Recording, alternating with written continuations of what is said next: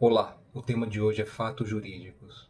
Mas antes de falarmos sobre fatos jurídicos, precisamos responder o que é um fato. Fato é qualquer acontecimento. Eu estar aqui na frente dessa câmera é um fato. Você estar assistindo é outro fato. Fazer sol, chover, pagar boleto, bater o dedinho do pé na quina, um acidente de automóvel são todos fatos.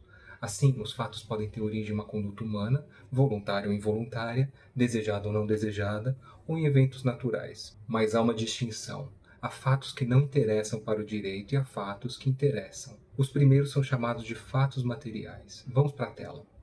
Esse aqui é o nosso esquema que nós vamos cobrir hoje. E a gente está aqui, fatos, e nós vamos vir para os fatos materiais. Pois bem, tomar um sorvete é um fato material, ele não interessa ao direito. Alguém andar na calçada é um fato material. Um furacão que acontece no deserto é um fato material, não importa o direito. E um raio que cai em cima de uma montanha também não interessa ao direito. Todos esses fatos isolados são indiferentes ao direito. Por outro lado, os fatos que interessam ao direito são os fatos jurídicos. Para explicar eles, vou contar uma história. Um grupo de amigos está andando pela calçada. Até que um deles vai falar algo que vai mudar aquele momento. Ele fala: o primeiro que pisar na linha é gay. É isso que vocês escutaram. O primeiro que pisar na linha é gay. Além de todos começarem a andar sem pisar nos rejuntos da calçada, também começam um a empurrar o outro, exatamente como meninos entre os seus 40 ou 50 anos ainda costumam fazer. Quando um deles pisa na linha, os demais começam a gastar, a zoar e etc. E com essa tocante história que eu vou explicar o que é fato jurídico. O conceito diz o seguinte, vamos voltar para a tela. Fato jurídico é todo fato do mundo que corresponde ao suporte fático previsto por uma norma jurídica, tornando-se jurídico não por qualidade própria, mas pela incidência normativa que o constitui como tal. Não deu para entender nada, né? Vamos voltar para a história dos amigos na calçada que vai ficar tudo claro. Porque ela explica praticamente todo esse conceito. Repara numa coisa. Antes daquela regra ser criada, pisar na linha não significava absolutamente nada. Eram só pessoas andando pela calçada. Ninguém ligava, ninguém prestava atenção, ninguém se importava. Mas aí um dos amigos inventa uma regra. O primeiro a pisar na linha é gay. Pronto. A partir daquele momento, pisar na linha continua sendo exatamente o mesmo ato físico. O pé continua tocando o chão do mesmo jeito. Mas agora aquele ato ganhou um significado dentro daquele pequeno universo criado pelos amigos. E é justamente essa lógica que Ponte de Miranda utiliza para explicar o fato jurídico. Lógico que Ponte de Miranda não ilustrou com uma brincadeira de pisar na linha. O fato, por si só, não nasce jurídico. Ele apenas nasce como um fato no mundo. O que transforma esse fato em algo juridicamente relevante é a existência de uma norma. Ou seja, primeiro existe a norma, depois acontece o fato, e quando o fato acontece exatamente da forma prevista pela norma, ela incide sobre esse fato. Se aquele era um grupo normal de amigos, o que pisou na linha não mudou de orientação sexual ao fazer isso. Não existiu qualquer consequência entre eles, apenas se zoaram. Vamos trazer isso para o direito de verdade. O nascimento de uma pessoa é um fato, a morte de outra pessoa é um fato, a assinatura de um contrato é um fato, o casamento é um fato. Todos eles acontecem no mundo real, mas o direito já possui regras previamente estabelecidas, dizendo quais efeitos surgirão quando esses fatos acontecerem. Por isso, o conceito fala que a norma pré-existe ao fato. A norma já está lá esperando. Quando o fato acontece, ela incide. É como se o fato fosse uma mosca que caísse na teia armada pelo ordenamento jurídico. Terão moscas que não vão ficar presas na teia. E tem um detalhe interessante. Muitos autores dizem que fato jurídico é aquele que cria, modifica ou extingue relações jurídicas. Mas para Pontes de Miranda, isso não é o que define fato jurídico, mas suas possíveis consequências. O que realmente importa é que o fato tenha sido capturado pela norma, porque primeiro vem a incidência, depois vem os efeitos. Na história dos amigos na calçada, a norma incidiu. Pisar na linha passou a ter significado dentro daquele sistema, mas ninguém adquiriu direito, ninguém assumiu obrigação, nenhuma relação jurídica nasceu ou morreu. O fato foi capturado pela norma sem produzir nenhum efeito. É exatamente isso que Ponte de Miranda está dizendo. O que define o fato jurídico é a incidência, não o efeito. Os efeitos, como criar, modificar ou extinguir relações, são consequências possíveis, não critério definidor. Assim, o que transforma um simples fato em fato jurídico é a incidência da norma sobre ele. Ok, vamos voltar para a tela. Explicado o que são fatos jurídicos, temos a primeira divisão entre eles. fato jurídico natural, ou em sentido estrito, que independe de conduta humana, e fato jurídico humano, ou ato jurídico em sentido amplo, que depende de conduta. Vamos vir para esse aqui primeiro. Fato jurídico natural. O nascimento é um fato, a morte é um fato. E aqui, olha só que curioso. Esse raio que eu dei como exemplo, que caiu no alto de uma montanha, para o direito ele não importa. Mas se esse mesmo raio cai em cima de alguém, ferindo ou matando essa pessoa, aí ele passa a importar para o direito. Mesma coisa com esse furacão. No deserto, ele não importa. Mas se esse mesmo furacão acontece numa cidade, vai importar por conta da destruição que vai causar, de morte, de ferimento e etc. Entendeu? A análise é muito casuística. Mas alguém pode perguntar, como assim esses fatos não têm conduta humana? A criança que nasceu foi concebida como, por exemplo? Para a definição do fato jurídico em sentido estrito, o que importa é o suporte fático da norma, não a cadeia causal que produziu o evento. Por exemplo, a abertura da sucessão ocorre com a morte, independentemente de como ela se deu, sendo por assassinato, por doença, atropelamento ou um tombo no chuveiro. Por isso se diz que não há conduta humana em tais fatos. Ao lado dos fatos jurídicos naturais, temos os fatos jurídicos humanos, que é o gênero que abarca os fatos em que há conduta humana. Vamos voltar para a tela. Então, aqui, como a gente estava vendo, fato jurídico humano, o ato jurídico em sentido amplo, que depende de conduta, e a gente falou aqui dos fatos jurídicos naturais, ou em sentido estrito, independente de conduta. Fato jurídico humano, dois tipos. A gente tem o ato-fato jurídico, que independe de vontade. Antes a gente estava falando de conduta, agora estamos falando de vontade. E o ato jurídico, que depende de vontade. Tá, mas qual que é a diferença entre vontade e conduta, ou conduta e vontade? Eles são elementos distintos. Aqui, ó. Conduta é o elemento objetivo, é o ato humano em si. Vontade é o elemento subjetivo, é a intenção por trás da conduta. Claro? Guarda isso. Ok. Vamos voltar aqui para a nossa explicação sobre ato-fato jurídico.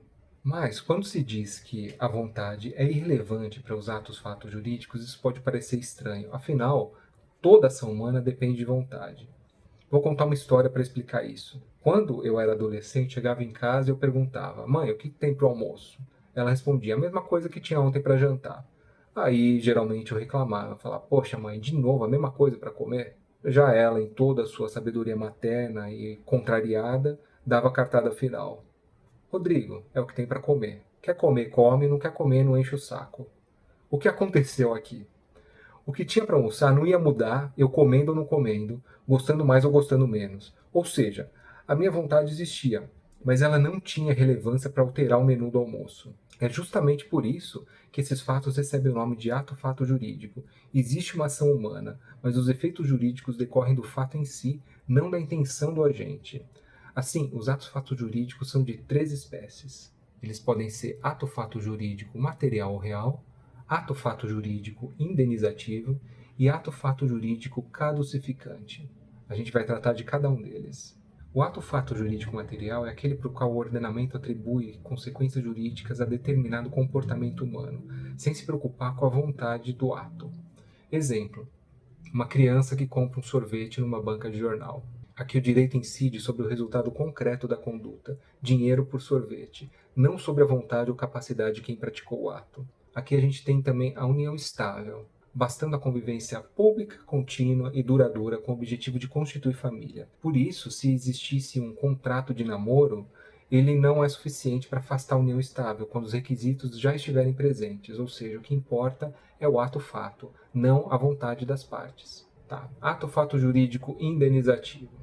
Diz respeito ao dever de indenizar, mesmo se o agente não tenha cometido qualquer ato ilícito.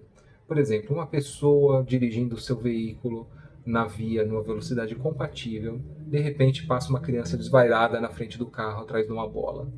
O motorista desvia e bate num carro que está estacionado. Ele vai ser obrigado a pagar de qualquer jeito, mesmo sem ter cometido um ato ilícito. Qualquer um faria isso, não teria passado em cima da criança, teria desviado o carro. Aqui também a gente tem a chamada teoria do risco integral do Estado. Geralmente, essa teoria ela é adotada para casos muito específicos. que o Estado é obrigado a indenizar independentemente também de qualquer coisa, de cometer ou não um ato ilícito. Então aqui, para danos nucleares, o Estado vai ter que indenizar, tá? É constitucional. Aqui também, a responsabilidade do degradador ambiental, que não é afastada nem por força maior, nem por fato de terceiro. Ele é obrigado a indenizar. Por fim, nós temos o ato-fato jurídico caducificante, tá? O que é isso? É a prescrição e a decadência, que são consequências em razão da inércia no tempo de um titular de uma posição jurídica, sem que se questione sua intenção, se ele deixou passar o tempo porque quis ou porque foi esquecido mesmo. Porque o ato da prescrição, aliás, o ato-fato jurídico caducificante não pergunta a intenção do agente, só conduz à passagem do tempo. Explicados os atos-fatos jurídicos, passamos agora para os atos jurídicos que estão ao lado deles dentro dos fatos jurídicos humanos, mas com uma diferença fundamental. Aqui a vontade importa. Então vamos subir um pouco. Aqui nós falamos agora dos atos-fatos jurídicos, que são independentes da vontade, e aqui atos jurídicos que dependem da vontade. E aqui nós temos dois deles, para depois descer mais uma vez. Nós temos os atos jurídicos ilícitos e nós temos os atos jurídicos lícitos, tá? Os atos jurídicos ilícitos são aqueles que violam o ordenamento jurídico, cuja consequência é uma sanção prevista pelo ordenamento, que no âmbito civil, em regra, é condicionada à ocorrência de dano, tá? Então, ato jurídico ilícito é aquele que está em desacordo com o direito. Já os atos jurídicos lícitos são aqueles que estão de acordo com o ordenamento. Então, eles merecem tutela. Os atos jurídicos lícitos podem ser atos jurídicos não negociais ou em sentido estrito. Os efeitos são aqueles que advêm da lei, tá? Então, aqui a gente tem vontade humana, intencional, mas os efeitos são disciplinados pela lei. É o que a gente chama de ex lege, sendo que a vontade do agente não controla os efeitos. Por exemplo, se você aceita uma herança, você tem que aceitar ela no todo. Se você renuncia a uma herança, você tem que renunciá-la no todo. Você não pode aceitar só aquilo que ela te beneficia e rejeitar aquilo que ela te prejudica. É um ato completo. A lei já determina esse efeito. Reconhecimento voluntário da filiação ou adoção, sendo que a pessoa não pode falar que reconhece ou adota e não dá suporte material ou excluir da sucessão, por exemplo. Ah, não, esse aqui não vai receber herança. Não, não pode fazer isso. Todos os efeitos já estão na lei, ok? Por fim, em oposição aos atos jurídicos não negociais, ou seja, os atos jurídicos em sentido estrito, nós temos o negócio jurídico, que eu diria que é a classificação mais importante. Os negócios jurídicos são manifestação de vontade humana objetivando criar, modificar ou extinguir relações jurídicas. Aqui, a vontade do agente terá força para disciplinar todos os seus efeitos, tá? Então, é o que a gente chama de ex voluntate. E aqui a gente tem os contratos, por exemplo, né, que são o maior exemplo de negócio jurídico. Mas o vídeo acabou por aqui. Isso é tudo por enquanto. No próximo vídeo trataremos do negócio jurídico, já tendo em mente que o lugar topográfico que ele ocupa na arquitetura dos fatos jurídicos, levando em conta toda essa construção que a gente fez hoje.